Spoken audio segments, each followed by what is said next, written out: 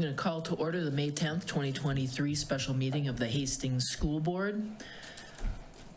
Director Beisel, could you please take attendance? I'm sorry, I was not looking at you.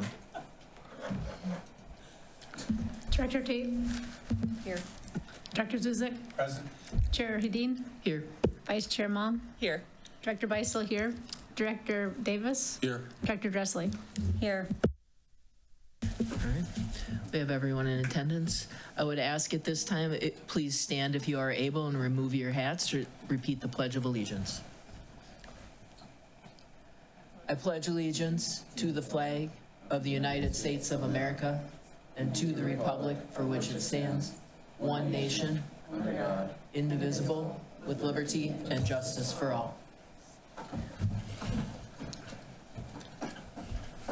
Thank you. At this time, I would accept a motion and a second to approve the agenda. So moved. Second.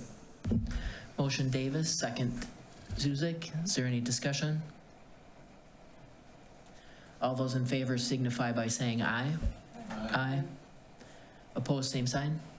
Motion carries unanimously. Our first item for discussion tonight is determination of finalists for first round interviews. At this time, I'd like to turn the mic over to Barb Dorn, who's joining us virtually on the table in front of us. We're gonna have a little bit of another mic adjustment, but okay, thank you. All right, thank you, Chair Hedin. Can everyone hear me okay? Are we good?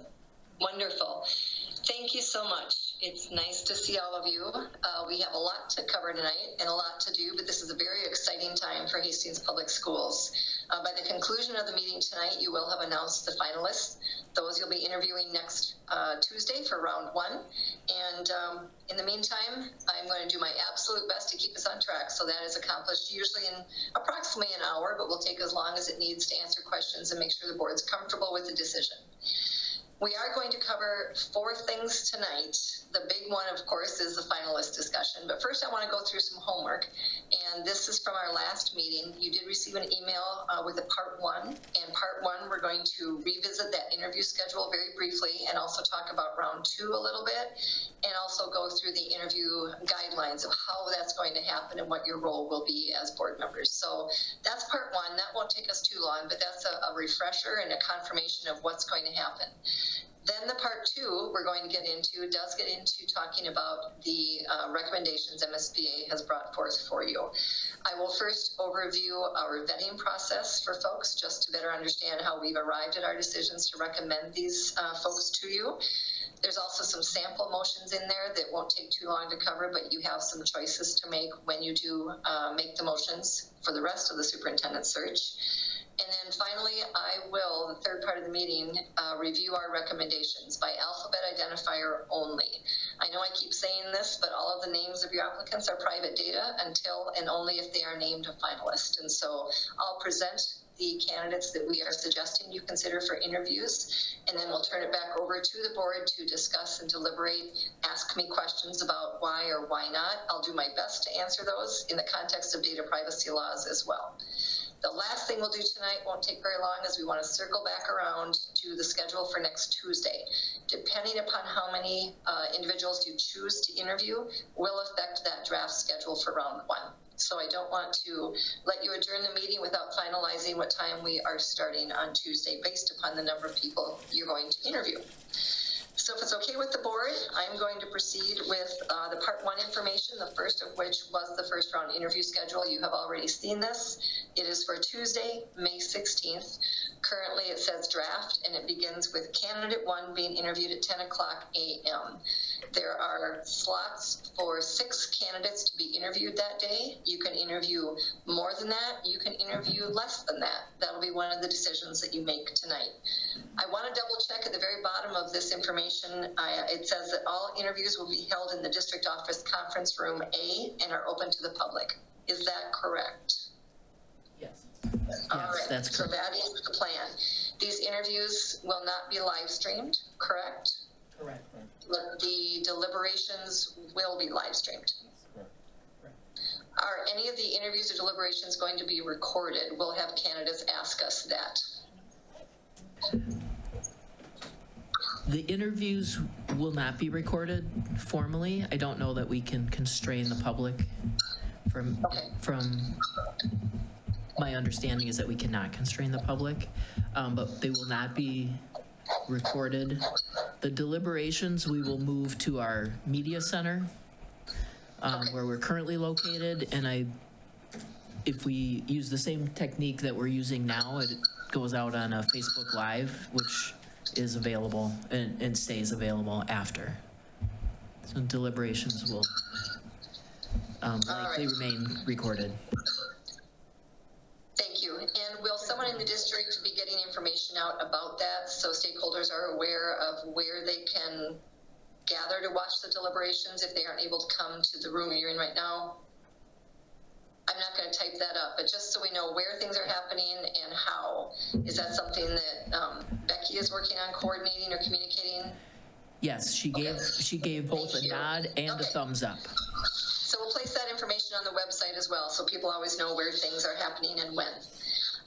The second round interview schedule is the next sheet in there. This is also a draft. It is for Tuesday, May 23rd. And tentatively, we have 3 slots in here, but you could interview fewer or you could interview more. And so that'll be also up to the board at the conclusion of round 1 interviews to decide how many folks you want to bring back to the 23rd. Now, I did hear the last time we met that you were interested in providing district tours to the candidates on the second round of interview, correct? The 23rd? Did we discuss the idea of candidates wanting to be taken through your buildings? Sometimes we have students assist with the tours, not always. I would like some sort of direction so that we can finalize some ideas. I'll work with Becky on that. But for round 2, I'm wondering if you want tours included for them earlier in the day. My recollection of the conversation matches yours, which is that we would be interested in doing tours, and that the engagement or participation of students would be desirable. And so I think you coordinating that with Becky would be great. I do notice one thing on here, and I look around the board table for guidance. I note on the bottom for the second round of interviews that they're going to be held in the district office conference room A and are open to the public. My recollection is that second round interviews were going to be held in the media center. They would not be recorded or live streamed for the interview portion again, because that's going to be would be disparate between the participating candidates. But that after we break and come back for deliberation, the deliberations would be available for live streaming. And that's because we have more opportunity for public seating in this room, and those interviews would be in the evening or afternoon. Director Malm. I don't recall that conversation, or if we came to a decision for round 2, but I would support that the interviews would be in here, that they wouldn't be for the exact same reason they're not streamed or recorded with round 1, but that it would be in here because for the fact that it's in the evening, and then if we stay with this timeline, the deliberations would then be streamed and recorded for the public and record. Did any other board members have input on that? I'm sorry if I extrapolated the conversation about first round to second round, but that's what I recollected. Okay. It looks like we have general agreement around the room that would be the practice. Could you give me the correct verbiage then for the bottom of second round interview schedules? All interviews will be held in the Hastings Middle School Media Center.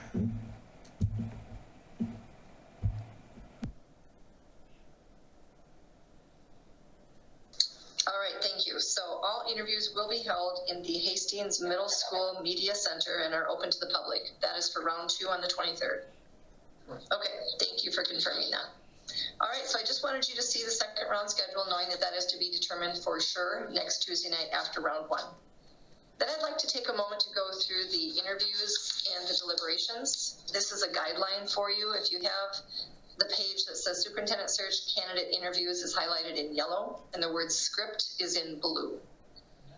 This is something, Chair Hedin, you can use next Tuesday to greet the candidate when they sit down.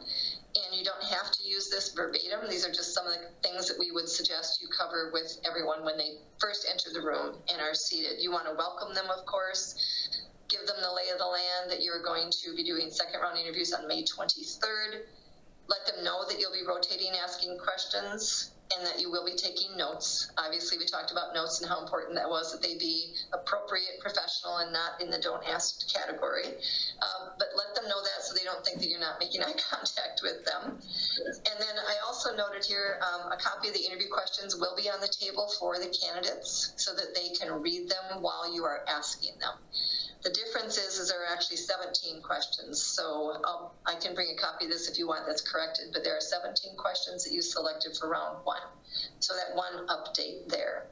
And then letting them know that we will be holding signs up to let them know when their time is getting to 30 minutes, 15 minutes, 10, and 5 minutes there.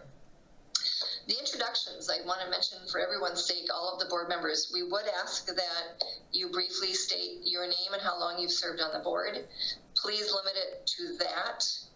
And the reason for that is sometimes a board member starts sharing information about, oh, I graduated from here and I've had 3 kids graduate from here and I now have 2 grandchildren in the district and I'm pleased as punch that they get to go to school here. That lengthy of an introduction does 2 things. One, it shortens the amount of time that the candidate has to answer your questions. So you don't want to use up a lot of time with your introductions. But the other thing it does is it opens the door to the candidate then feeling like they have to share with you where they graduated from or how many kids they have or if they have grandkids in school. We don't want to set the tone for any of those categories that are not to be considered as part of the process. So keep that brief if you would, but do share your name and how long you've served on the board. And then we'll dive right into the questions. And we're going to go through those again tonight as well. After the interview is complete with your asking of questions, we talked about them asking you questions. I hope you gave some thought to how you would like to answer some inquiries they may make of you as individual board members or the board as a whole. The most important thing, again, is please don't rely on the chair to answer all the questions, and please build off one another and work together and let them see who you are and how you work together. They are also interviewing you. The closing comments, you can say something to this effect. We will call everyone that night, Tuesday, to let them know the board's decision. And then we are going to talk tonight a little bit about the EMD form, because we will ask you as board members to rate every answer that these candidates give to you for every question.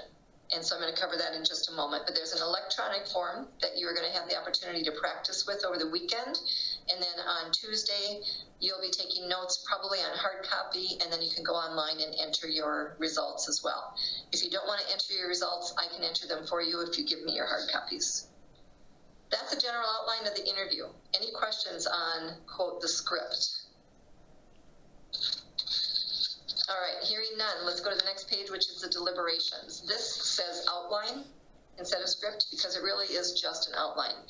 On Tuesday night, once you have finished with all of the interviews, however many folks you're going to interview, this is what we're going to ask you to do. The first thing that I will do is share with you an overview of those results. The EMD, exceeds, meets, doesn't meet.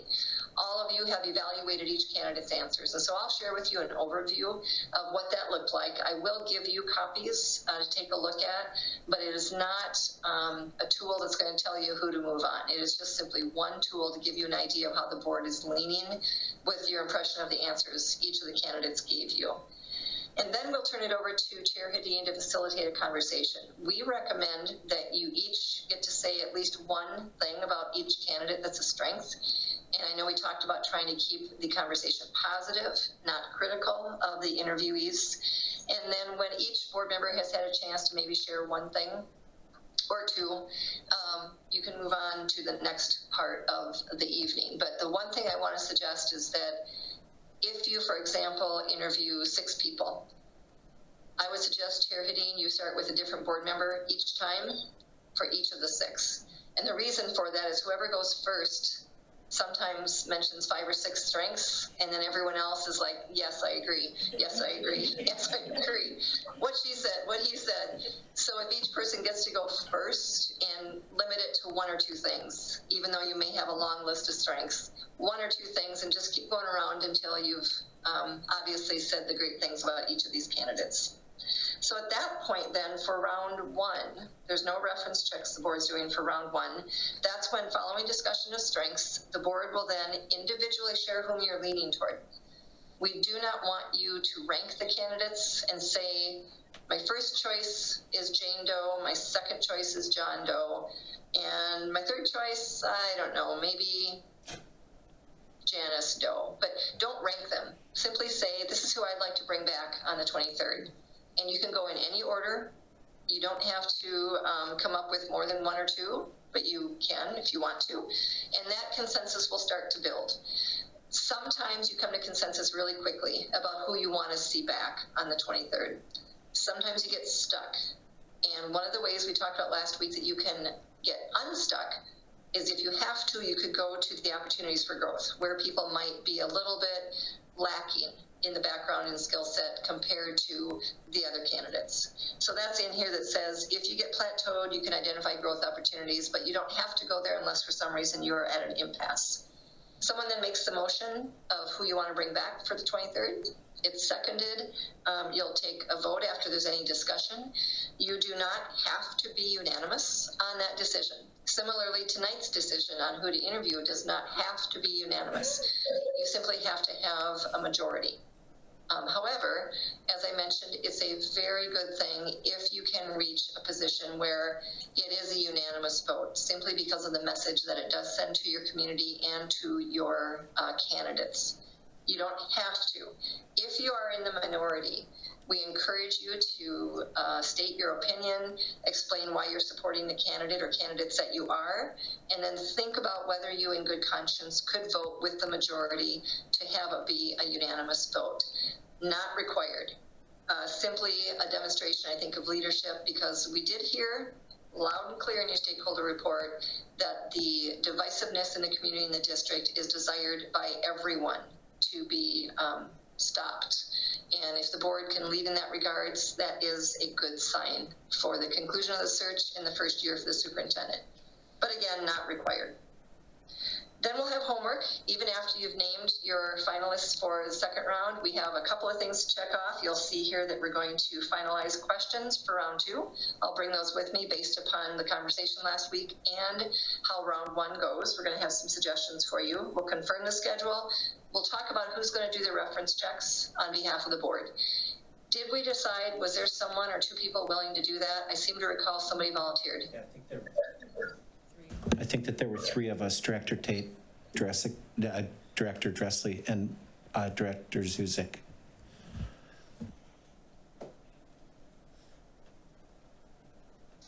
All right, so I have Directors Tate, Dressley, and Zuzik willing to make reference check calls between Tuesday night and the 23rd, correct? All right, we will talk more about that as well, and if I could maybe visit with the 3 of you. If you have questions after the meeting next week, we can do that as well. So thank you for your willingness to help with that. We appreciate it. We'll finalize the plans for the district tours, which I hope by next Tuesday night we have lined up and scheduled. And then we'll also confirm what you're doing with your negotiations plan. Do you feel that you will be ready with a contract to present to a successful candidate on the 24th, right after round 2? I don't know. Well, we haven't had that discussion yet today. As a board, we talked about this a little bit last time. I did confirm with our director of HR that we would be starting from the MSBA model policy, and she had coordinated, checked in with our attorneys on that, and they were very comfortable. Their starting policy is essentially the same. Our directors of HR and business also completed a comparative analysis to superintendent contracts with our comparable districts that we've used for all of our bargaining units, and that was just shared today. I will note that there are some notes in there about the Hastings contracts, and with regard to many of the non-salaried benefits, and those are in alignment with the other director and leadership contracts in our district. So I would not anticipate any of those types of items that are in that shared table to be notably changed, because we would want to stay in alignment with ourselves. But I think we need to decide as a board to identify the parameters, and if there's a single individual that would be responsible to initiate that negotiations. But we've taken some steps since our last meeting. All right, thank you. So I will leave it in your hands to determine how that's going to happen and when. If possible, if it can be done before Tuesday the 16th, but for sure between the 16th and the 23rd. I would hate to have you lose a potential candidate after the 23rd because you have not yet come up with the parameters that someone could negotiate with on your behalf. So I'll leave that in your hands. It is something that you just need to tie up the loose ends in order to move forward. So that is it. Any questions on the deliberations? It's similar for the second round. The only difference is there'll be the reference check reports from the three of you that agreed to do reference checking. So that will be woven into the deliberations for round 2. No questions on those? Terrific, thank you. All right, the last piece for part 1, Becky is going to hand out the interview questions for round 1. These are what we discussed and decided upon last week. Thanks to those of you, your notes were very helpful in terms of combining some questions, and I reworded a few of them. I'm going to ask her to give you these questions, and then I'll explain the form that they're on. I'll also have you turn these back into Becky when we're all done, just as a, again, level playing field attempt for all of the candidates.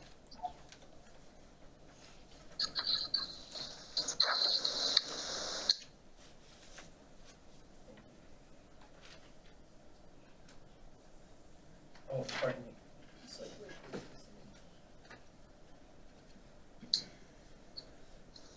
Thank you, Becky. Also, Director Dressley, do you have access to them in the Google Doc online? Director Dressley was able to join us today, so she might be outside the scope of your camera, but she is at the end of the table. Lean in. Oh, hi. You're not online. I thought you were online. Great. Don't need the Google Doc tonight. Good to see you. Nope, we drove 1,200 miles in 2 days to make it here today, so. Oh, my goodness. Wow. Okay, well, thank you. I'm glad that you're all there. So these questions are what we agreed upon last week. Now, I want to explain, first of all, this is the form that we will lay on the table for the candidates. So this is the candidate version of the questions, so they can read along. We always tell candidates to make sure they understand the question before they answer, because some of these are multi-part or ask for specific examples. Now, the reason it says 1, 2, 3 for school board use only, that is the electronic form. You need to enter your name as a board member, the date, and then the candidate's name. So the first 3 questions, quote, questions in the form are electronic, identifying you as board members and the day and the person that you're evaluating. So technically, question 4 is your first question. It looks like there's 20 questions, but again, there's only 17, if that makes sense. Now, what I will bring with me on Tuesday are all of these exact same questions, but they're going to be in a form that has a lot more space under each question for you to take notes. We want you to be able to jot down responses that really resonate with you, things that you think you particularly want to remember about that person's answer. So there's space under each question. And then on the right side of the form, there's some columns that say E, M, D, and T. It exceeds, meets, doesn't meet, or timed out. And we almost never have to use the T column, but if someone is just very long-winded and runs out of time and doesn't get to answer these questions, we want you to give them a T, a timed out, versus giving them a does not meet. So we'll talk more about that next week, but there will be a scoring sheet for you as board members to use for every single answer. Now, the reason that I haven't told you what the perfect answer would be, sometimes boards say, well, what is an exceeds answer? What is a does not meet answer? And we always say, that's up to you as individuals, because the beauty of the board, again, is the diversity of thought that you have and what you're looking for in answers from your candidates. So use your best perspective to listen to what they're saying, and then in your opinion, did that meet your expectations? Or was it better? Or was it a little worse than you were expecting to hear for each of these questions? That'll be one of those tools that we'll go through then after the interview, but it is something that we ask you to do, the one rubric we have you use as part of the evaluation process. So I'm going to give you just a second to read these 17 questions. If they look okay, great. If you have changes you want to make, I'd rather we not read the questions aloud, but I am hoping these capture what you want to learn about your candidates in round one.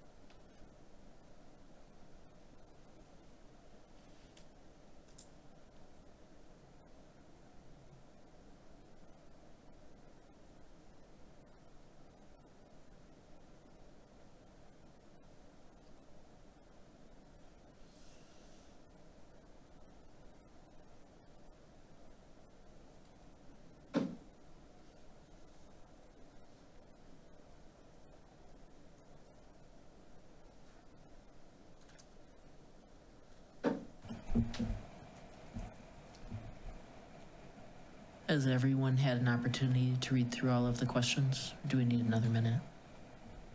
Okay. Right, I believe everybody's had sufficient time to read the questions.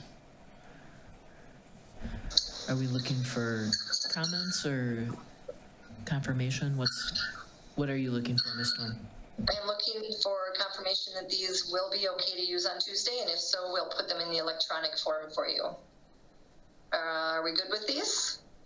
17 is a good number. It's Sure. a little on the high side, but I think it's a really good number, and you have covered a lot of bases. All of these, again, were based on your hiring criteria and your leadership profile, and a number of them came from your stakeholders as a result of the stakeholder survey.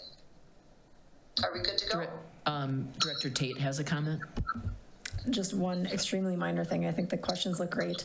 Number 13, the end should be actually a period instead of a question mark. That's it.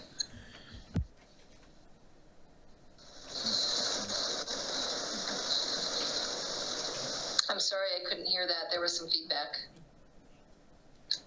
I'll try again. Number 13, the end of it should be a period instead of a question mark. Otherwise, I think it's fantastic. Good catch. You are absolutely correct. Thank you for catching that. I really appreciate it. So we will make that adjustment on 13. Anyone else have any changes? Okay, thank you again for your help. That was a really robust discussion last week, and I think they're going to be helpful for you in winnowing down your field from round 1 to round 2. That is all I had for part 1. That's the housekeeping for that. So we're going to move on to part 2. And if it's all right with everyone, I'm just going to give a very brief overview of the vetting process we use to arrive at our recommendations. And I will then discuss the recommended candidates with you. Is that all right? That's fine. I'm just going to walk around the table and collect the question sheets. But I'm listening.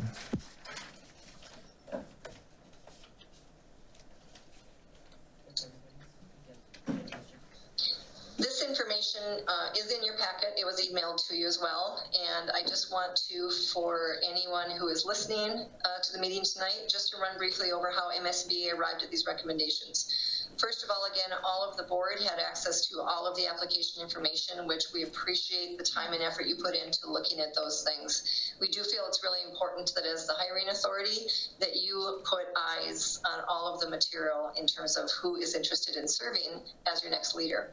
So what we did when we received the applications is we, first of all, have a team of service providers and staff that review the application materials. And our service providers are former superintendents as well as former school board members. So we have them go through the applications for Hastings. They take a look at the sort of logistical things such as licenses and transcripts and so on and so forth.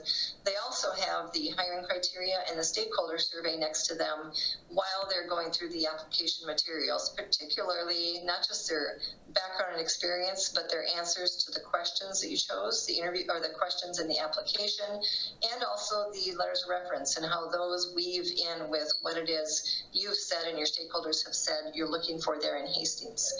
So all of us individually rank these folks on a 5-point scale, and then we come up with an aggregate, and we get together and have a very lengthy discussion about who and why, and we discuss and discuss and discuss until we come up with a list that we feel is truly the strongest of the pool. I have to tell you, for the Hastings superintendent search, you have outstanding candidates in here. We were really pleased with the people that are interested in serving your district. It makes our job harder because there are excellent people in here that we are not recommending as finalists. However, I just want to reiterate that every single person that took time to apply for this position has strengths and will make good leaders wherever they land. So kudos on the interest in serving as your leader there in Hastings. That was really great. So what we'll do then is come up with a list of people we want to examine further. We call it our vetting process. And then what we have is our service providers will take individuals and they will call them for a pre-interview. Sometimes it's a half hour on the phone, sometimes it's longer than that. Do a pre-interview with them. They ask them a lot about their backgrounds, experience, about their applications. Why do you want to serve Hastings? And then we also ask them to check with their references and perhaps dig into some things that we discovered during the vetting process or a social media suite that we want to know more about. So that usually takes us at least a week, at which point we get back together again and we do come up with a list of individuals that we are going to suggest you interview there in Hastings. I just want to point out the 4 bullet points here on this sheet.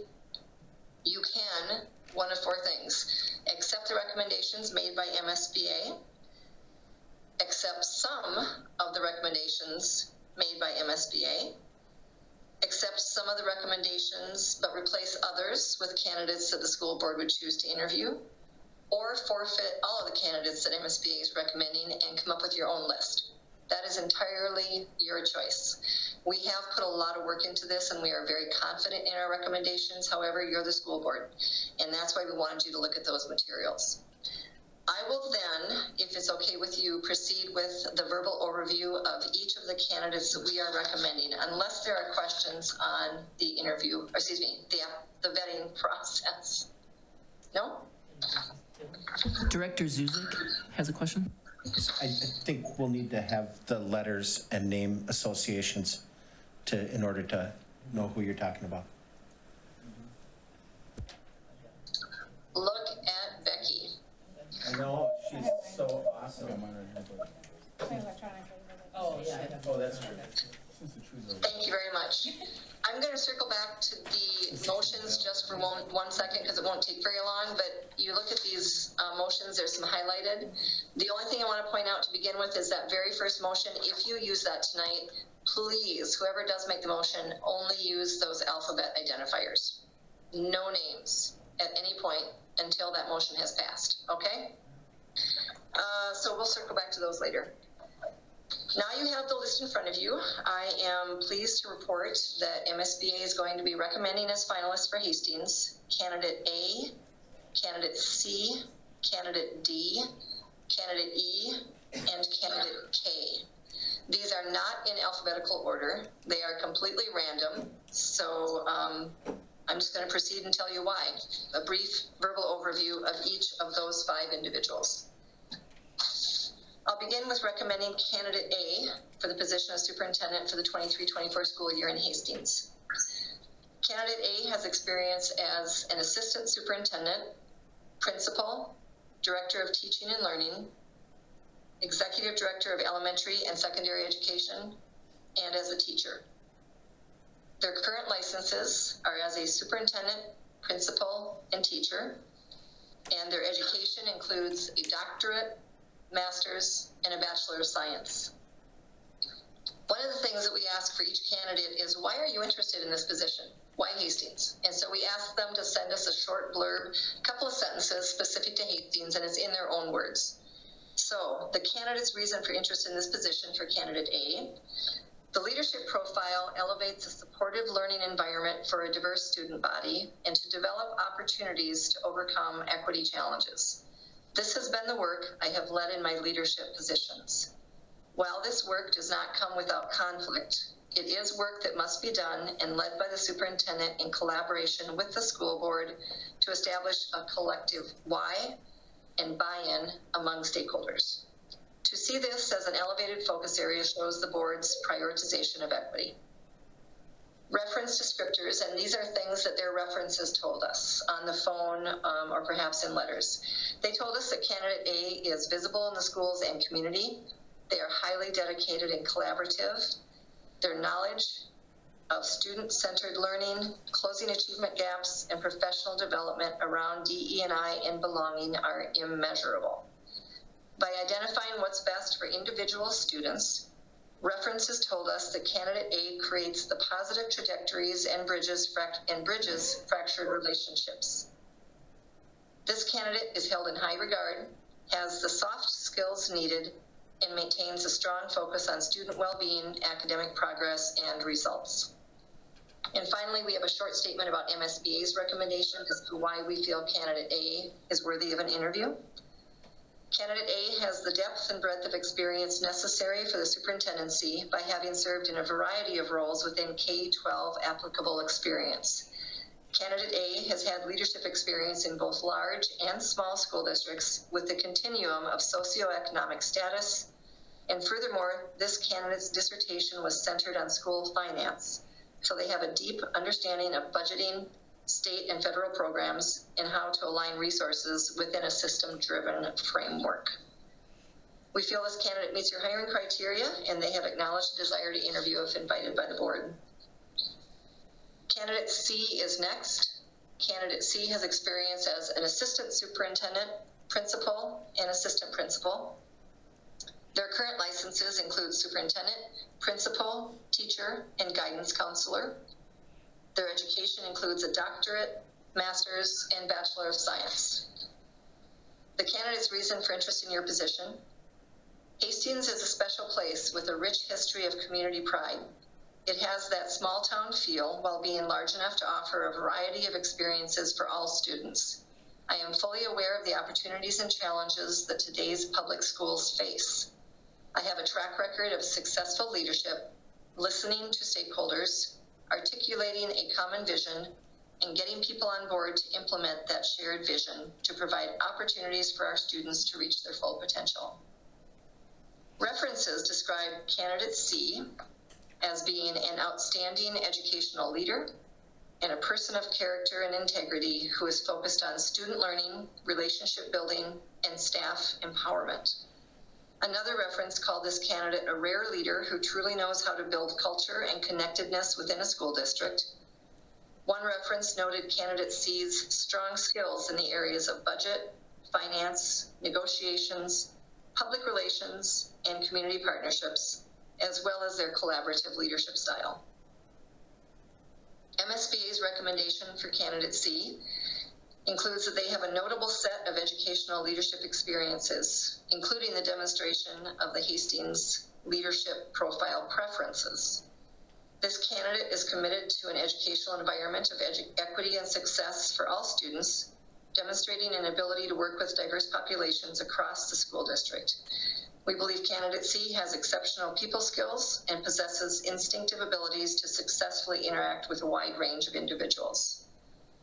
Candidate C meets your criteria and has also indicated an interest in interviewing, should you be called by the district. Candidate D has experience as a, yes, was there a question or is that just feedback? Okay, Just I got a bunch of feedback suddenly, so we'll move on. Candidate D, they have experience as a superintendent, principal, coach, athletic director, assistant superintendent, and teacher. Current licenses are as a superintendent and teacher. Their education includes a doctorate, master's, Bachelor of Arts. Candidate D's reason for interest in your position: I would love to serve as the next superintendent at Hastings Public Schools, as my own proven strengths match well with your characteristics for a collaborative leader. Hastings schools are excellent and very similar to my current and past districts where I thrived. I could build on that excellence by working with the board for continuous improvement and success for all students. References describe candidate D as a sincere, patient, and knowledgeable leader who has earned the respect of superintendents, administrators, classroom teachers, families, and the Board of Education. They possess excellent relationship skills, and a former board chair noted this candidate's self-control and soft-spoken demeanor in times of unavoidable conflict, as well as their inclusive and collaborative treatment of all board, staff, parent, and community members. MSBA's recommendation is because they have been a highly successful educator and leader for a number of years with a broad range of experiences within the school environment. This candidate was also described as being transparent and honest regarding the district's finances, and they have exceptional skills in financial management, curriculum and instruction, and school board relationships. We believe candidate D is an effective and committed communicator, as well as being highly visible and connected within the community. Candidate D also meets your criteria and would accept an invitation to interview with the district. Moving on to candidate E, their experience includes being an assistant superintendent, principal, teacher, and charter school executive director. Current licenses are as a superintendent, principal, and teacher. Their education includes a master's and a Bachelor of Science. This candidate's reason for interest in your position: the size of the district is not as big as other districts that I've worked in, so I believe that we can accomplish a lot in a shorter period of time. Solving the opportunity gap between the, quote, higher performing, end quote, white and Asian students as compared to the Black and Latinx students is something that has always intrigued me. Also, I love the fact that the next superintendent needs to embrace diversity and make all students feel safe and welcome. Together, we can make Hastings Public Schools a destination district. As far as references have described candidate E as having an amazing ability to assess people and systems to drive continuous improvement. Their time in the charter school network has afforded opportunities to wear many hats. Skills like fiscal and operational management, instructional leadership, and effective communication are how references have described this candidate. Candidate E is deeply connected to the schools and community, leads through the use of data to address disparities, and demonstrates their skills in a humble manner according to their references.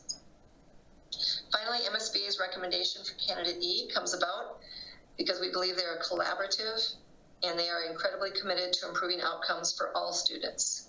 This candidate builds relationships by making frequent visits to schools as well as attending community events, which helps to put people at ease despite challenging conversations and topics. By using analytical and decision-making skills grounded in data, as well as in accordance with the district's mission, we believe candidate E has been proven to get results in improved student and district performance. Candidate E meets your criteria and would also welcome an interview with the school board. Finally, candidate K. Candidate K has experience as a superintendent, principal, teacher, community education director, and early childhood services director. Their current licenses are as a superintendent, principal, teacher, community education, and coach. And their education includes a doctorate, a specialist degree, master's, and Bachelor of Science. Candidate K's reason for interest in your position: Hastings has great schools with outstanding teachers and a supportive community. It's my goal to lead the district and celebrate the successes while addressing concerns and challenges.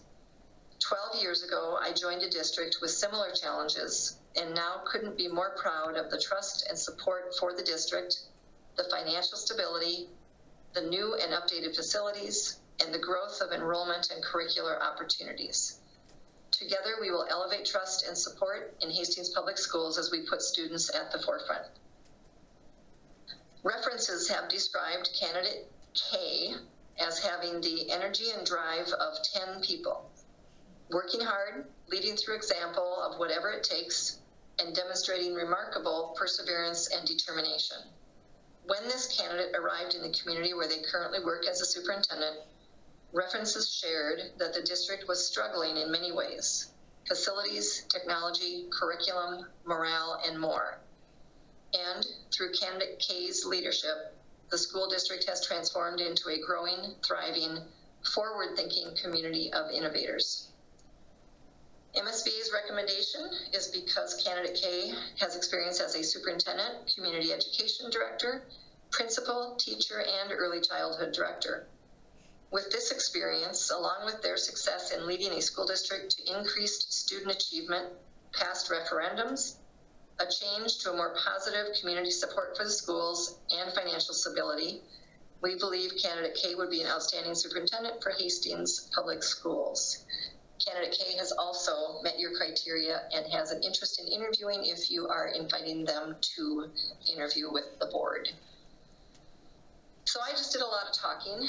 That is an overview of the 5 candidates we are recommending. So at this point, I will turn it over to Chair Hedin to discuss your thoughts on your individual evaluations of the information you saw, as well as our recommendations. If you have questions on why or why not candidates, I'd be happy to try to answer them within my ability based on data privacy laws. I cannot give away anything, of course, that is identifying information, but I'd be happy to take questions. Chair Hedin. Thank you, Ms. Storn. Are there any, let's start with if there's any questions, if there's any additional information you'd like to hear with regard to candidates from MSBA. Director Tate. I guess I have a clarifying question. So if we do have concerns about one of these candidates, I know we're supposed to stay positive, but if we have concerns about something we see in their resume or their experience or whatever, I'm assuming we can say that. Just wondering how we go about that piece of the conversation, I guess.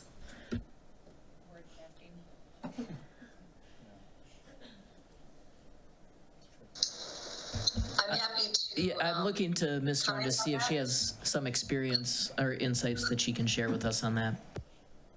The problem I'm having is the video is completely frozen.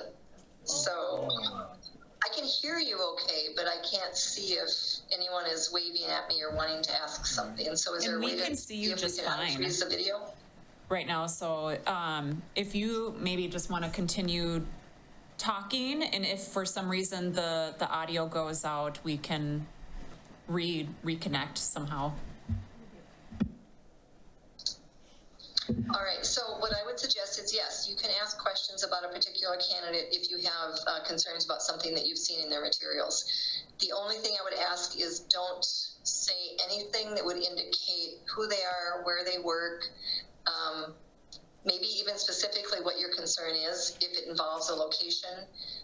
The other thing we suggest is please try to say they, so we aren't using he or she, because that is a bit of an identifying piece of information.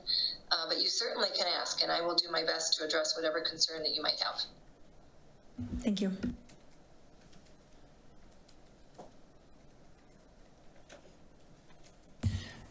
I don't have any questions about the ones that we just went through and were recommended by MSBA. Going through the applications, certain things obviously pop out more than others, but I'd be curious to know within the parameters that you can, why these were selected versus the other candidates. I'd like to, I don't know how that goes, but I'll pass it on to you.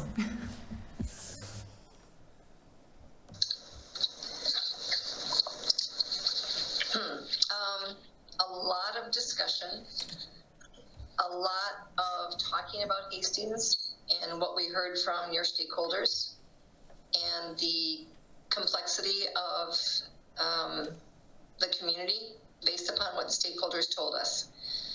There is no perfect candidate. There are people who are stronger in some areas than others. Some of the priorities, though, that rose to the top from stakeholders and the board are not necessarily strengths for some of the individuals that we are not recommending. They are still outstanding candidates. And yet we felt that the 5 that we spoke to and vetted are stronger in terms of what you need right now for a leader in Hastings. That makes a lot of sense. Thank you for that.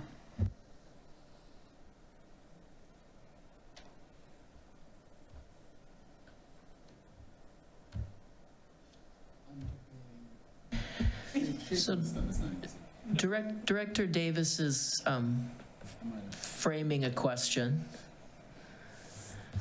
So, and is ready. so Ms. Dorn, can you hear me okay? Yep.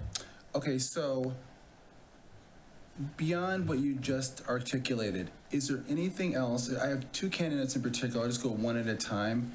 If there's anything else you might be able to share that would be helpful, that would be great. If there's not, then there's not. But I was wondering about specifically candidate J and candidate H. And if there's anything that you might be able to help us with as to why they were not amongst your list.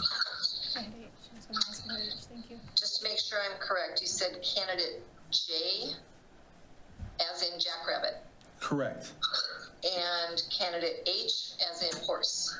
Correct. And if you want to Okay. start with candidate H as in horse, that would be great because at least one other board member was wondering the same thing. Okay. Okay, more than one other board, almost all of us. What we heard loud and clear from the stakeholders in particular is that you are looking for someone who is a healer, a bridge builder, relationship soft skills as a really strong strength. We felt that there were other candidates in this pool that represent those characteristics in a stronger way. Thank you. All right. Candidate J for Jackrabbit, if I may. And again, I apologize for being relatively vague on these things. We had hours hours and hours of discussion. And I always wish that the board members were privy to listening to everything that my service providers and staff say about candidates in all of these pools. It's difficult to condense it down a way that is not identifiable. So I apologize for how vague I'm sounding. But candidate J,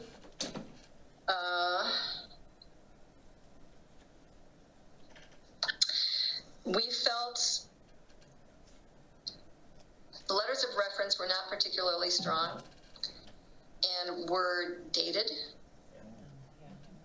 And then the answers to the questions you asked, you put a lot of thought into those 3 questions in that application. We felt that they were fairly generic answers and did not get to what you were hoping to learn about that individual with all the thought you put into asking them. And there were some inconsistencies in the application based on what we know of candidate J, that we didn't know if it was entirely accurate. Fantastic, thank you. Thank you.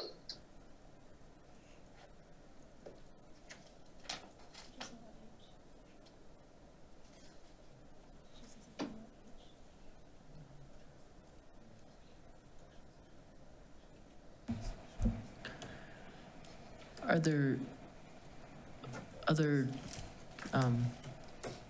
questions or ways to frame the conversation? Director Zuzek? Ms. Dorn, I was a bit surprised. The only candidate that I was surprised not to see on the list that that you provided was candidate F.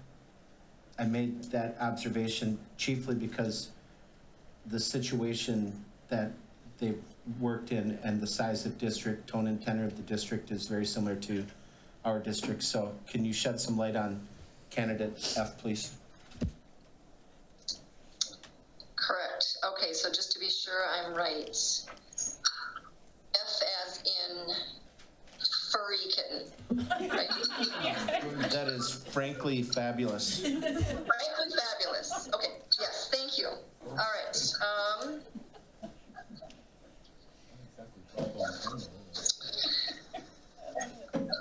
So a lot of conversation about many of the people in your pool and a lot of conversation about candidate F. In our experience, and the people that do our vetting for us, the traits that make someone an excellent superintendent are not necessarily the same traits that make them an excellent principal. True. They are both administrative positions, and we felt that there were others in your pool that had traits more normally associated with being a very successful superintendent.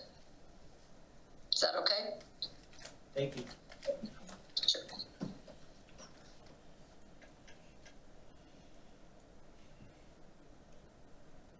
Director Tate, have you considered a way to frame your question? Thank you. I have, thank you. Well, it's not necessarily well, it is kind of a question. So there's, and I don't know if I should say the candidate letter or not, but one thing that and this is one of the recommendations from MSBA, I noticed that this person has moved districts quite often. And whenever I'm interviewing people, it's a red flag that goes off in my head, just as they're not content staying one place for long. And I guess then it becomes the bigger question of how long do we want this person to stay here, right? Which actually ties into my other concern for another candidate that I agreed that we should interview, but they clearly stated a timeline that they're looking to work as a superintendent. And so my thought was, we haven't had that conversation as a board. What are we looking for? Is that time frame appropriate with what we're looking for, or is it not? Are we looking for somebody to hopefully stay for 2 decades like we've had in past superintendents, or are we looking for someone to stay for hopefully 2 contracts? So those were my two concerns about those 2 candidates. And then the third candidate, the experience, the thing that concerned me is the experience is 100% full urban experience. And I would be a little concerned about how that would map into our demographic. So those were my concerns, and I guess, I don't know, Barb, if you've experienced any kind of concerns regarding somebody who does move around from multiple districts, if that maps into a superintendency, or if that isn't a valid concern. Thank you for asking, Director Tate. That's a great question. When we see those shorter stints in someone's work history, we do ask them about it. If there are valid explanations for each move, sometimes they're personal, sometimes they're professional. Sometimes they are family related, circumstances within their family or their health that requires them to move. Very often, they are opportunities that are being provided to someone, but we do look for that because we share your concern. If someone, the term we would sometimes use is job hopping, if they're just job hopping all the time, then that's not someone that we want to be able to recommend to a district. So it's a very valid concern. In the case of the 5 we recommended, for those that you may have noticed in there had shorter positions before moving on to a new opportunity, we're comfortable that their reasons for moving on to new opportunities were valid and made sense. And so that being said, we still can't predict how long someone will stay. And in Minnesota, unfortunately, with the limit of a 3-year contract, someone could say anything that they intend to stay a long time, and they could still leave in 3 years. And so that's one of the challenges we've had, and we caution boards because sometimes in an interview, someone will volunteer, I'm looking to stay somewhere for 10 or 15 years and retire from here, and that sounds so good. You just can't hold them to it. And so don't put too much stock in that. You have to think in 3-year increments, unfortunately, because of the contracts required by statute. And other people, I have had candidates say, I'm looking for, they even say a stepping stone. I'm looking for a career builder. I want to go somewhere and really get some more experience in this area or this area.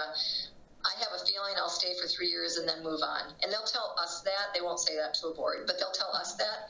Lo and behold, that person's still there 10 years later because it was such a good fit. And it's going so well that they stay beyond their intentions to leave in 3 years. So it's very difficult to predict.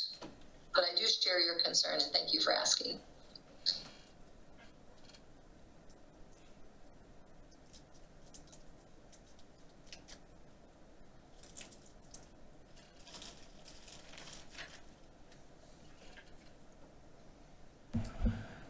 Are there any further clarifying questions for Ms. Dorn with regard to that you might be seeking from MSBA with regard to candidates on either on the recommended list or those who are not on the recommended list?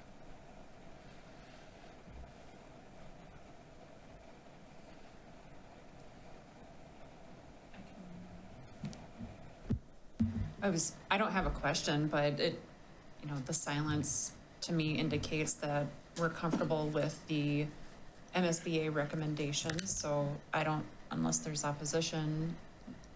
Director Tate?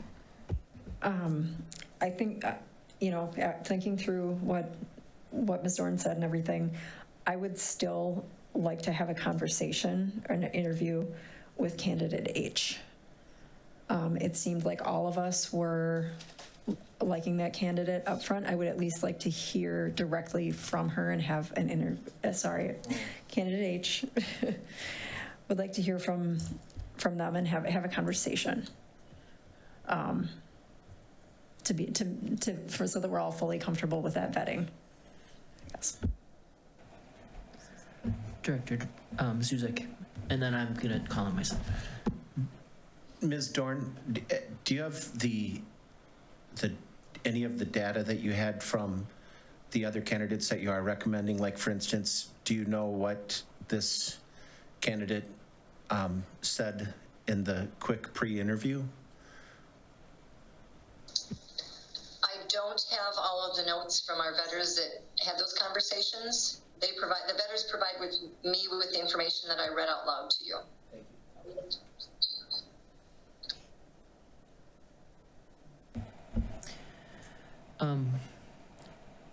I'll just share my perspective with regard to candidate H, and I will note that I did not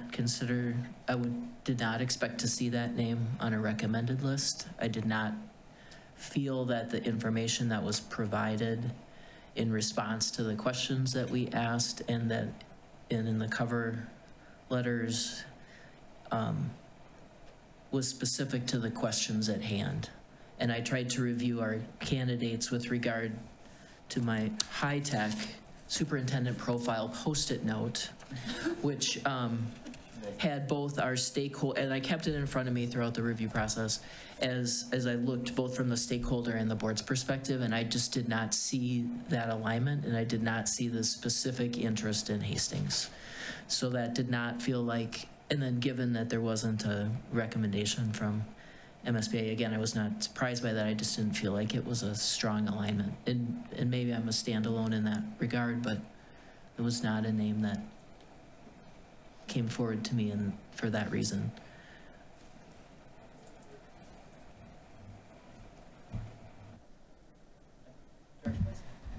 So I had candidate H as one of my kind of interested, so I'd be supportive either way. Just listen to candidate H if the majority wants to, or I can point out MSBA's reasoning why they didn't too, so I'm either.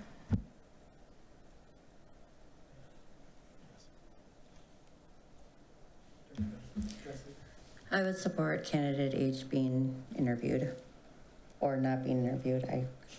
So I could go either way with it.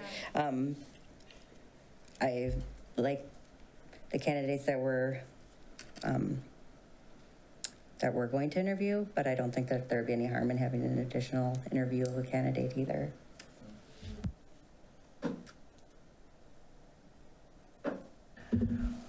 I'll be happy to turn the mic back over to any of the board members that haven't spoken to candidate H at this time. I will say philosophically that I really only would want to bring forward candidates that we would be considering. And I have a little bit of concern if it's, and again, we have space theoretically in our interview calendar, but I really would only want, I want to respect our time and I want to respect their time. That being said, I certainly have had experiences of holding a in-person interview and getting a different perspective, but I really do want to respect everybody's time and acknowledge the insights that MSBA is sharing and has considered relative to our criteria. I think Ms. Dorn used language directly out of our stakeholder survey and then their professional experience, but Director Zuzek. Maybe the only comment I would add is there anybody else that, if we have 6 slots, is there anybody that somebody would advocate for landing in the 6th slot other than H? And I concur with what Director Hedin said. We should never interview people that we wouldn't hire. And if that candidate's the best person on the day of, then they would be a legitimate candidate. Director Malm. So admittedly, just as Ms. Dorn had pointed out, we have a lot of very, very strong candidates. This particular candidate did stand out to me. However, there were quite a few other candidates that did not make like my top tier list that also were not recommended. And there are a few that I would prefer over this particular candidate. With that being said, I would support whatever the majority is. I also want to be considerate of this individual's time. And if we're wishy-washy about it right now, is this going to be a waste of their time? Is it going to be a waste of our time, the community's time? Again, whatever the majority supports, I will support too, but I know there's quite a few that have said the same thing too, so I don't know if we're going to be able to make a decision on that one. Director Dressley, and then maybe we'll see if, I think maybe Director Davis hasn't weighed in. We'll get everybody's opinion. I just have a question. And this isn't specific to any candidate, it's just an overall question. Is an expired license a reason not to consider is an expired license a reason not to consider an interview? I'm just asking that's a broader question. Garbled a little bit. I'm sorry, could you ask that one more time, Director Dressley? Is an expired superintendent's license a reason not to interview? And this is just a broad question, not specific to any candidate. Yep. Not necessarily, because they can get their license renewed without a whole lot of extra effort. So if it is currently lapsed, they could have it renewed in time for July 1st. Thank you very much.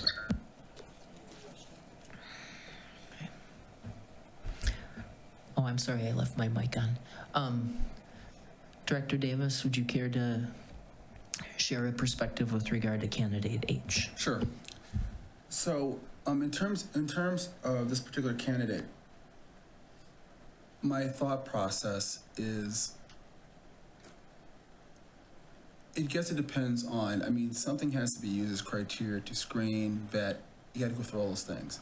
But every single element of that is something that's written, something that's gotta be interpreted, something that, so sometimes, I guess what I'm saying is, I can't obviously guarantee that, oh, I'm 100% right about candidate H and that would be the best.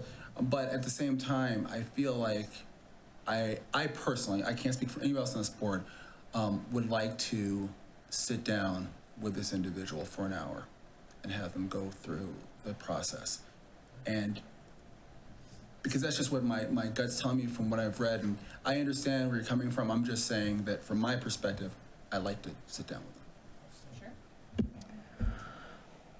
Director Tate, otherwise I was going to try and summarize the question at hand, but add one more thing. I was just gonna add a couple of comments, I guess, why I was, so overall, I chose 4 top candidates out of the 11. And so I agree with 3 of these recommendations, and this is my 4th. One of the things that really stood out about this person for me is they mentioned that they use the Richard Dufour model for leadership, and I looked that up and read it, and it sounds very impressive and what we, I think, would appreciate in this district. And it sounds like that was done at a couple of different districts, so they've got repeated experience with success with that. The other thing, there weren't a whole lot of people who came right out and said the open and honest and work ethic and all that kind of thing, and they did say that, and that was in our qualities of something being important to everyone across the board. The other one that I did look up, also on all of these districts, I looked up their academic success records, and MDE shows that this particular district, while they were there, they've seen an increase or they've seen academic improvement, which I think speaks to success as well. And then the other, again, they mentioned the things that I mentioned along with honesty and integrity. So those were kind of the key highlights that I saw that matched up with what we were looking for.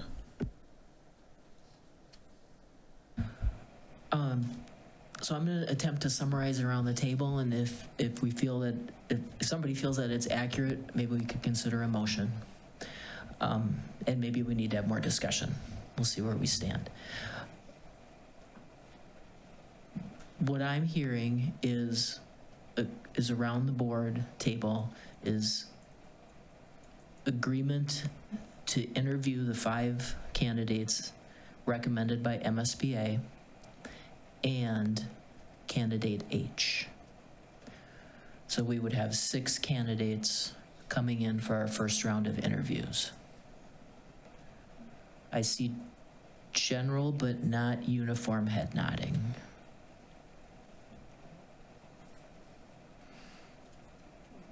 Get him to nod his head.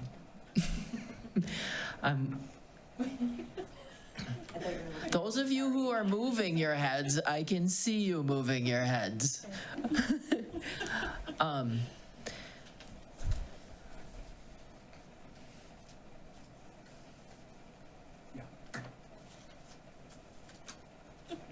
Okay, so Just get to the discussion. Should I make a motion? Just to get to the discussion. Director Tate. I would like to know what the hesitation was there.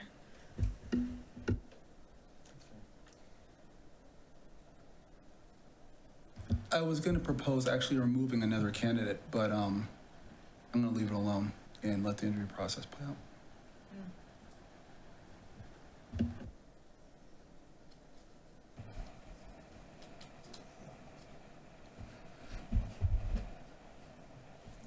Director Tate. So as I mentioned, I have 4 candidates. 3 are, MSBA has recommended. So there are 2 on my list that I would be comfortable with removing. But of course, if everybody else wants to discuss it or have the interviews, that's totally get it. But are at this, right, so we're at 6 hours of interviews at this point. And you're stating you'd like to remove a candidate. I'm comfortable with removing 2. Is there anyone else who would be comfortable with removing a candidate? Director Dressley. I have 2 on my list as well. Well, a maybe and a remove on my list. Director Mull. I'm looking for just, I would want to know what the commonalities are. If there are commonalities or if they're all different, then I don't want to remove anybody. I don't have anybody for removal. I don't have anybody for removal, and I really appreciate the additional information that MSBA has that we don't have, and the additional context that they have right now. And I want to honor their professionalism, knowing that they're all former board members and former superintendents that are doing the vetting. I'd feel really uncomfortable messing with the list that they've recommended. I'm far more comfortable adding 1 than I would be removing 1. Director Dressley. And I'm comfortable with going forward with the list as it is with the addition of 1 as well, but if there was commonalities in the. Yeah, that's fine. All right, so I believe at this time, I would entertain a motion to the effect of our previous conversation. Director Zuzek. Madam Chair, I'd make a motion that the school board interview candidates A, C, D, E, H, and K on Tuesday of next week for Superintendent of Hastings Public Schools. I second that motion. We have a motion by Zuzek, a second by Director Dressley. Is there any additional conversation on this list? Hearing none, all those in favor signify by saying aye. Aye. Aye. Opposed, same sign. Motion carries unanimously.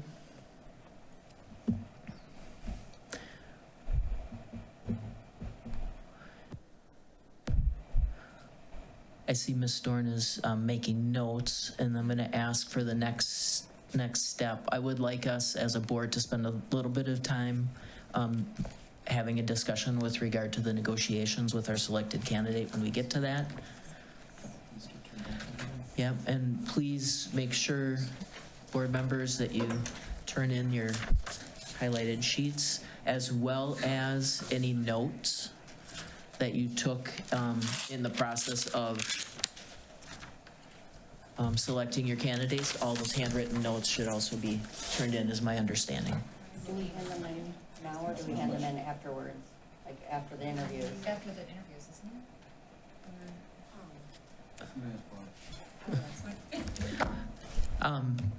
Ms. Dorn, could you clarify that for us with regard to collecting notes that we wrote with regard either to identifying candidates that we were interested in interviewing or that we took during the discussion tonight? Yes, great question. So you can keep your board notes, the notes that you've written about the applications until the conclusion of the search and turn them in all at once. I would ask that the highlighted list be turned in to Becky tonight for shredding, because the 5 that you will not be interviewing, those names remain private. Please don't ever confirm or deny they even applied for the position, because they're not being named a finalist. So that list needs to be turned into Becky, but all of your other notes you can keep until the search is over. Thank you for asking that.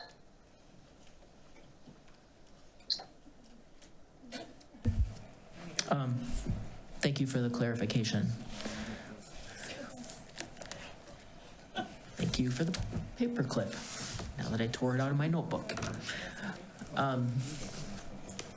Ms. Dorn, do you need anything else for us? Otherwise, I'll move our discussion on to negotiation parameters. I do not need anything more from you, except in looking at the schedule for next Tuesday, we have the interviews beginning at 10 a.m., deliberations starting at 6 p.m. What's going to happen is tonight I have a press release ready to go that I will send to Becky and Chair Hedin to share. And so I will also, if it's okay, read the names aloud before I log off. And is it okay if I log off before you have your conversation about contracts? I have a lot of phone calls to make, so that's one reason I'm asking. The question I have about next Tuesday, the names will go public tonight. I'll read them here before I leave. If someone withdraws before next Tuesday, and perhaps you get down to 5 or 4 for whatever reason, do you want to start later or start at the same time and be done earlier? Which interview times would you shave off if 1 or 2 people drop out before Tuesday?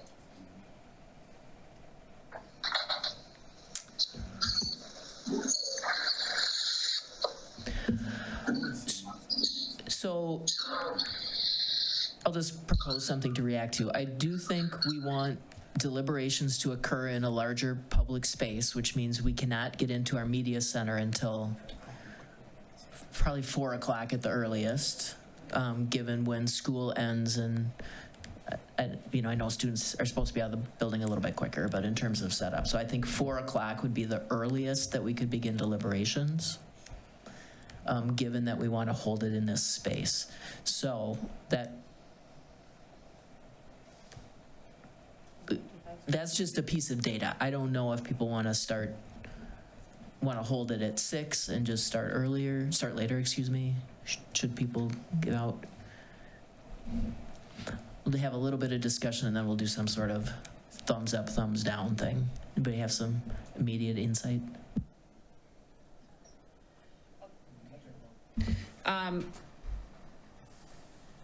I wouldn't want to start deliberations any earlier than 4:30-ish.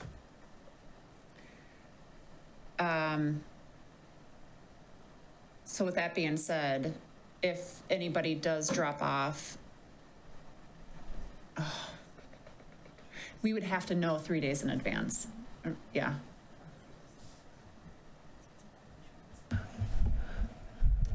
Well, so let's imagine, for purposes of discussion, we said deliberations.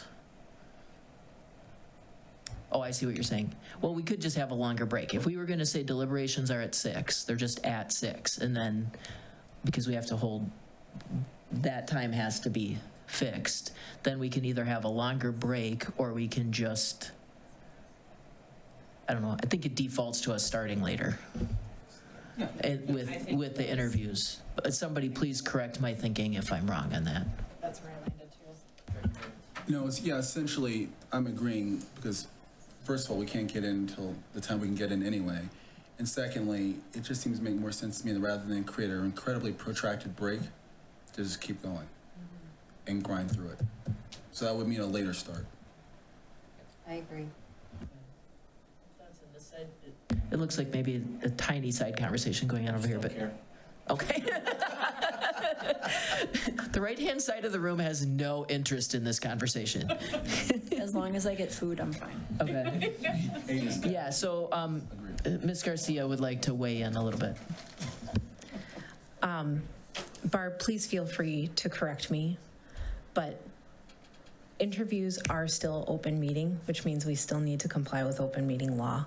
So we would need to know by, like, our current practice is that we post 5 days. So like tomorrow, I'm going to be posting the meetings is what I was planning on doing. However, obviously, if people back out, that's fine. Like, I can put it off until Friday, but 36 or 72 hours is statute, and that would mean that we can't make any changes to the start after Saturday. Did you have anything to weigh in there, Barb? My suggestion would be to have the first interview slot or second interview slot be the ones that drop off, because you may have people who are in other pools or may choose not to accept your invitation.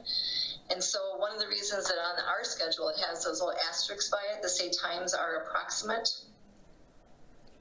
You can do that, and so you could publish the schedule, and it doesn't have to be even be people's names. You could just say candidate, we're interviewing candidates beginning at 10 a.m. on Tuesday the 16th with deliberations to start at 6. If someone drops off, I could try to reschedule this so that the 10 o'clock slot isn't used, and that's okay, because people will drop out sometimes the day of the interview. And so that 3-day waiting period isn't always feasible when people drop out at the last minute. And you want to be careful with people's time. So rather than sit for an hour and just look at each other with nothing to talk about, very often we move interviews up sooner or we push them back later.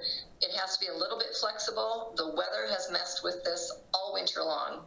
And so there have been times where we publish the schedule, and when interviews are starting, snowstorm comes in, someone's an hour late. I don't think you'd be violating the open meeting law by adjusting to the circumstances you find yourself in that day. I just wanted to know, if someone pulls out, where do I start so I can try to make your day as productive as possible, because you're going to be so tired. I'm just letting you know, with 6 interviews and deliberations, you have to stay as sharp as you possibly can so that the 6th person has your attention as much as the first person. And I know you've talked about that. So snacks, waters, standing up and stretching is all going to be really, really important. So my recommendation would be that you simply tell me, we'll just start later if we're down to 5 or down to 4. And then we'll communicate that. And this list with the times are approximate. I think you're covered for the open meeting law. I do like deliberations, staying as consistent as you can, because people are going to want to come hear what you have to say. So you could stay with 6 o'clock on that one. And then you do have that longer break to eat or whatever it is you want to do. Does that make sense? Okay, that's what we'll do. That's the direction we're headed. I hope it's not the case. I hope all 6 accept your invitation and are able to come next Tuesday, but you just never know. Is there anything that you need from me? I will read the names aloud of your 6 selected finalists. Again, they'll be semifinalists Tuesday, but state law says they're finalists if you're going to interview them, so that's the technical term for it. Anything else you need from me? Otherwise, we'll do the big reveal, and then I will log off. Is that okay? That's good. All right. One thing I'll tell you is, board members, you know what's going to happen. These names go public. You will be lobbied for and against any of these 6 people. Please take it with a grain of salt. Thank people for their input. Don't engage and have it become so emotionally consuming that you're not fresh on Tuesday. Also, please don't rely 100% on what you may Google about anybody. There's always 2 sides to every story, and we are aware of some things which have been published which are untrue. And so we dug into those things and are very comfortable recommending the folks that we did. And so be prepared for some of that if people run across what they think are true statements online, because they are not. All right, congratulations. You have selected 6 people to interview for the Hastings position of superintendent. I'm not reading these in the order in which they were presented tonight, so the first person I read is not necessarily candidate A. It is mixed up. You will be interviewing for your position next Tuesday Dr. Brenda Lewis, Dr. Kent Muchler, Dr. Michelle Mortensen, LaShawn Ray, Dr. John Bizik, and Dr. Tammy Champa.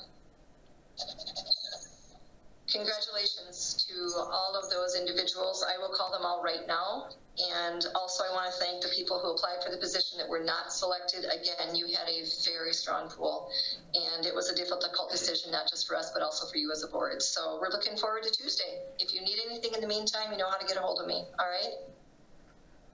Thank you. All right, thank you. All right, bye-bye.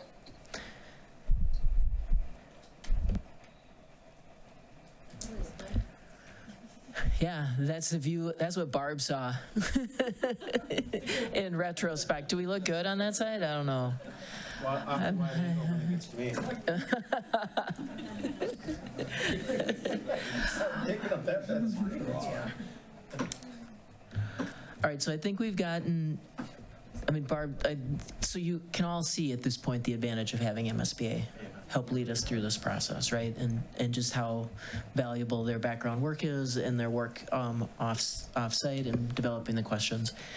The remaining piece at hand, and we, again, need to decide this before the 23rd, which means we can talk about it briefly tonight and take some action, or we can talk about it tonight and then we can add it to our things to do list on the 16th, is we need to decide how we're gonna approach the negotiations of a contract with our selected candidate when we get on the other side of second interviews.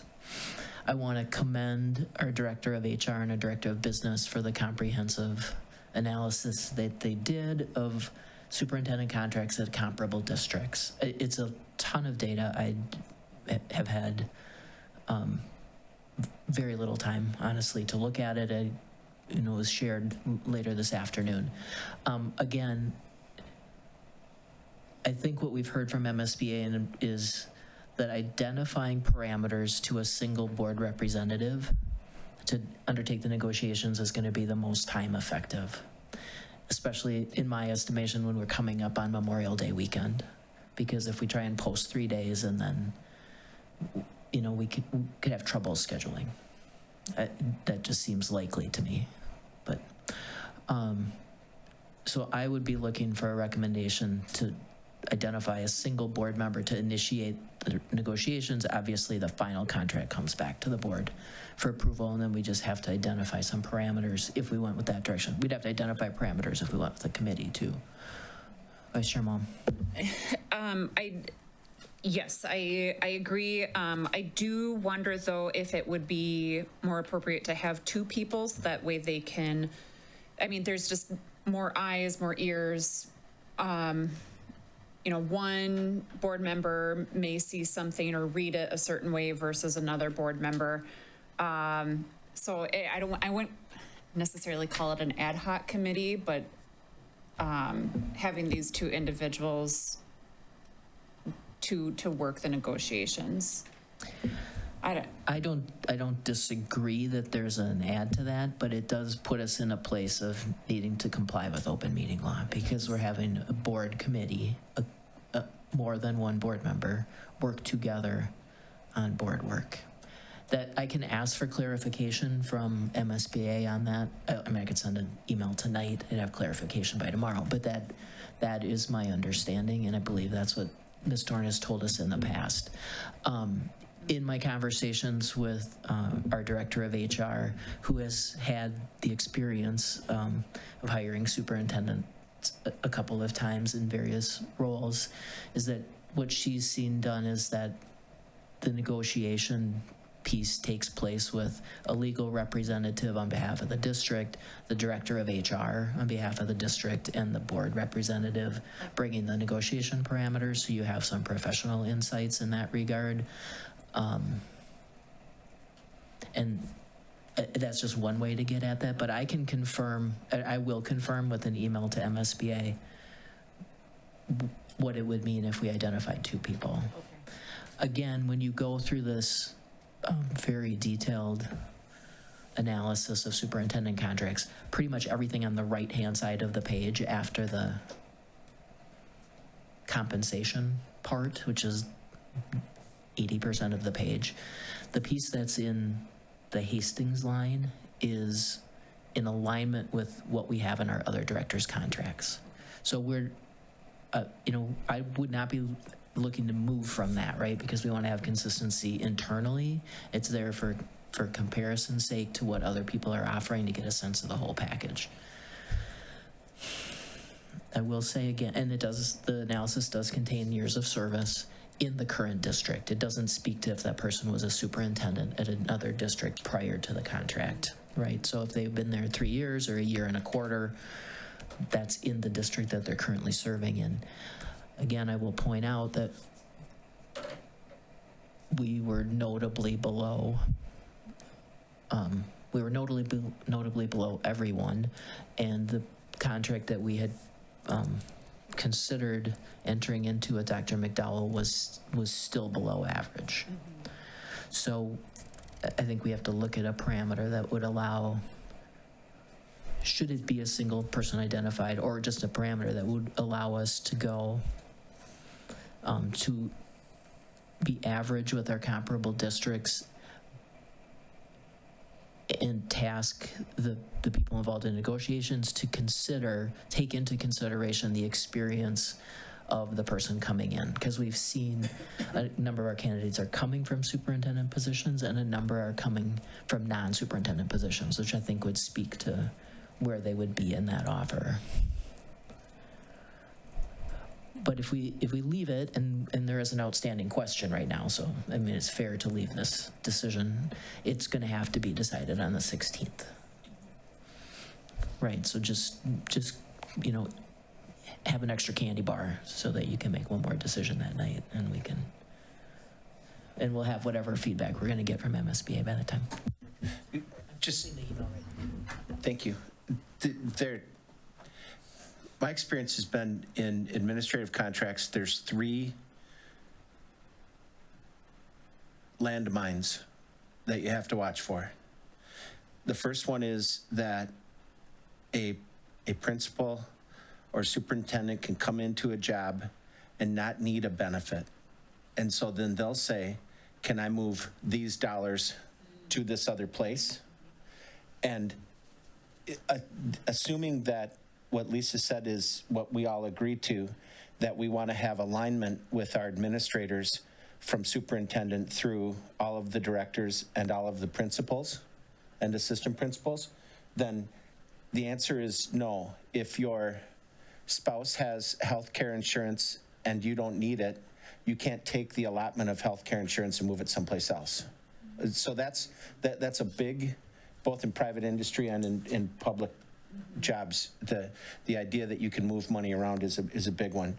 The second one is that you have to watch to make sure that whatever you put into the contract doesn't have legs that go really long, financial legs that go really long, and take it can cause a potential problem. 3 superintendents ago, there was a superintendent here that left with a lot of unused personal days, and it accrued to be a heap of money, and it was a horrible public issue because that person, although they had earned it by their contract, at the same time, the district was not in a good financial situation, and so as they left, it was a bad deal. And then the third thing is that whatever the dollar amount is, and based on what we believe, how close we are to thinking that they are perfectly prepared to take the job in Hastings on day one, and nobody is.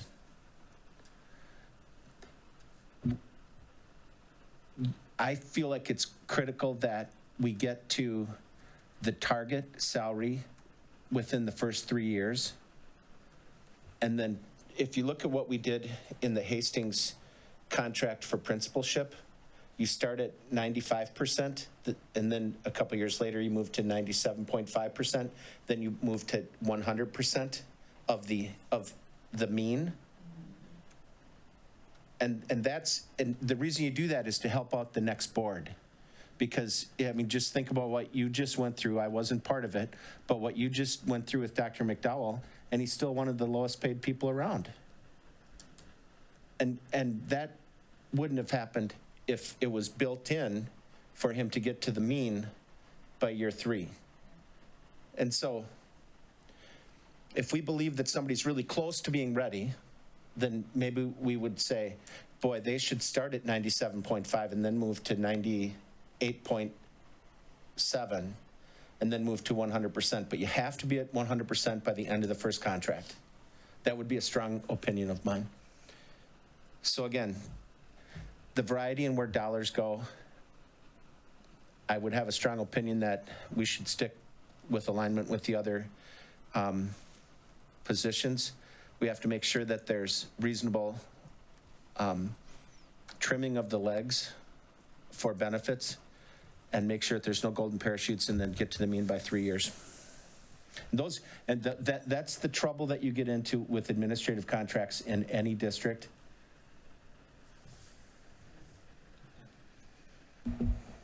Thank you, Director Zuzak, and I think a couple of those things have been addressed. I can't speak to the dollar value thing because that was a characteristic of the hire at the time Dr. McDowell started with us.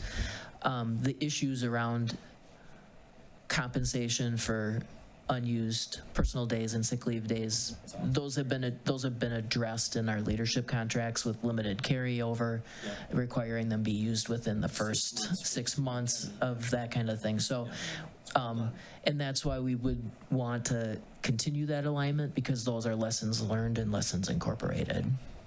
Yeah. I'm really bad at typing and listening. I haven't gotten anywhere close to getting this email off to Ms. Dorn. So I think the question about whether it can be 2 people and if that would require compliance with open meeting is going to be unresolved until later this week. Okay.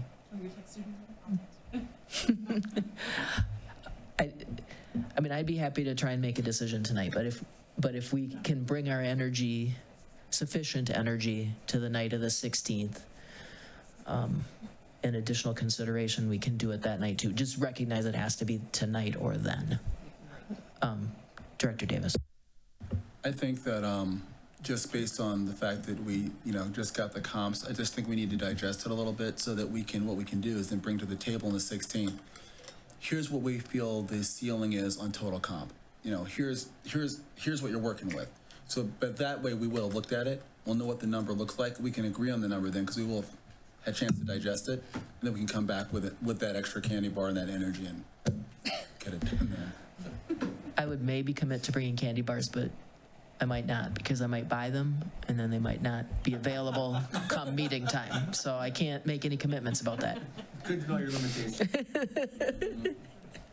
Director Tate. Food will be taken care of.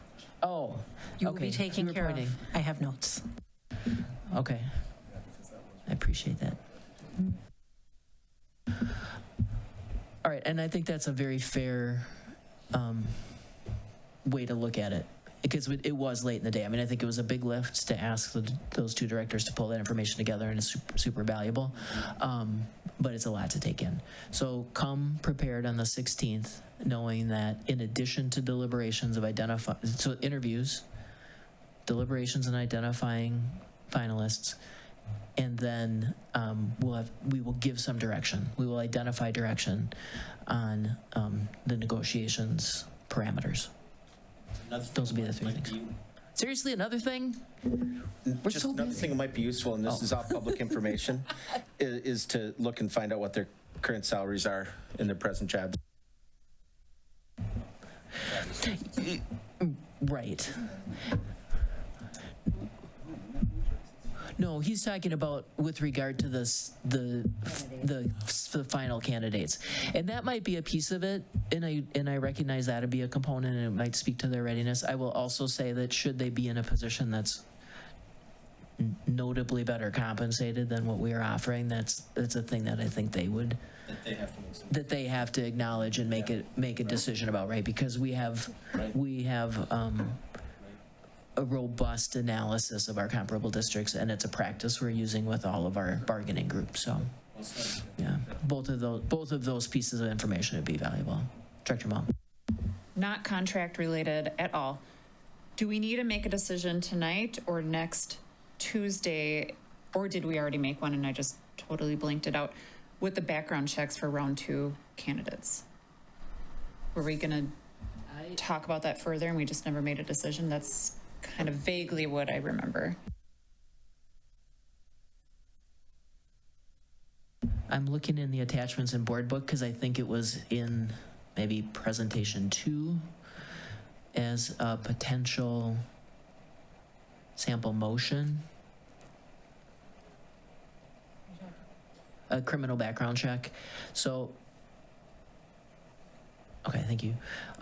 The sample motion that was provided in presentation 2 by MSBA for selecting a new superintendent was, and this would be done on the evening of the 23rd, is that contingent upon mutually agreed employment contract and a criminal background check completed with acceptable results. So we can embed that. We can embed that in there. I think we do have to acknowledge that there was a cost associated with that. I don't remember it off the top of our head. Yes. The top of my head, but it was a complete pass-through cost from MSBA. I certainly would support a robust background check, even if these are candidates that have been employed in Minnesota for a long time. I think that's just a fair. So we can share that with Ms. Dorn on the 16th, that will be our expectation. Okay. And whether that needs to be a contract amendment at that time or something that we can just embed in our resolution. Okay. But it looks like we have consistent expectations around the table on that. Director Zuzik? Okay. Thank you. I got nothing, I say. Is there anything else for the good of the table tonight? Okay. Hearing nothing further, I would accept a motion and a second to adjourn. So move. Move. Second. Motion, Director Mullum, second, Director Davis. All those in favor signify by saying aye. Aye. Opposed, same sign. Motion for adjournment is unanimous. Please take a sandwich on your way out and a mayo packet or 5. I don't care how many you actually put on the sandwich.